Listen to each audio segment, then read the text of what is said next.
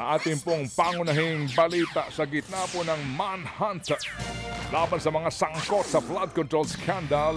Posible po daw na nagtatago sa Portugal si dating Congressman Saldico.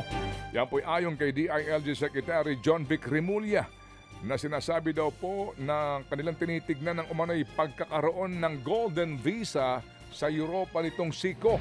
Higit isang linggo na po ang nakakaraan, sinabi po ng DILG na huling nakita si Ko sa Japan. Bago pa po noon ay nakita rin umano siya sa Amerika, sa Singapore at iba't ibang bansa sa Europa tulad ng Spain at Portugal. At ayon kay Remulla, meron daw pong European Golden Visa nga si Ko. Isa itong uri ng visa na ibinibigay sa mga dayuhang naglalagak ng puhunan sa rehiyon. Para nga daw po tuluyan daw na maaresto si Ko, may panawagan po si Remulla sa mga Pilipino sa iba't ibang mga bansa sa Europa. Nakiusap kami sa lahat ng mga Pilipino sa buong mundo na kung makita na rin si Saldico, kung pwede na lang picturean, padala kagad, i-post kagad sa internet para may idea tayo kung nasaan siya. Sa ngayon, ang hinala namin ay nasa Portugal siya at doon po siya naninirahan. Ayan. Okay.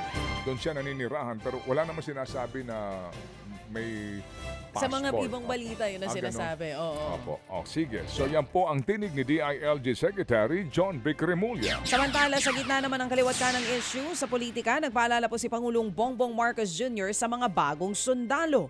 Sa kanyang speech sa graduation ng mga bagong members ng Armed Forces of the Philippines sa Villamor Air Base sa Pasay, nagpaalala po ang Pangulo sa militar na laging piliin ang bayan, ang katapatan, maging ang kapayapaan.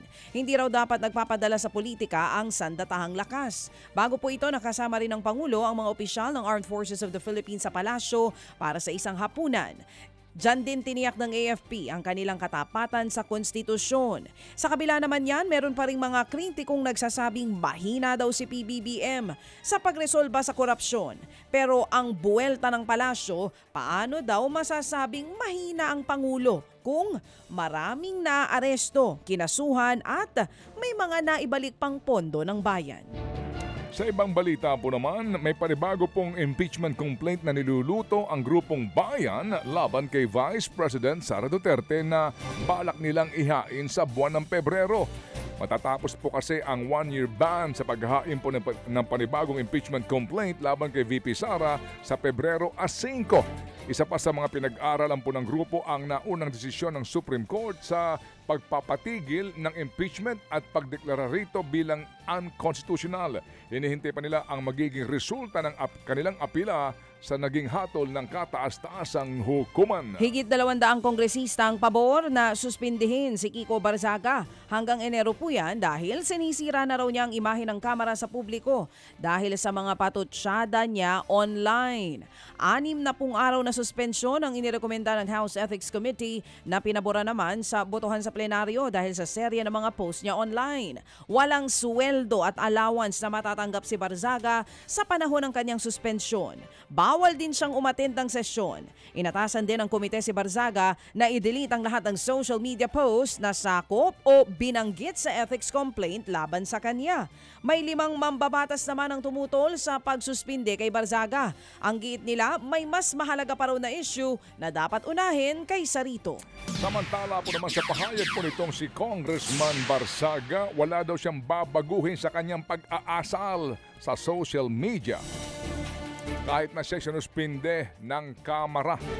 Opo, sa kanya pong panayam sa programang The Big Story ng One News, sinabi niyang hindi siya titigil na maging kritiko ni Pangulong Marcos Jr. online.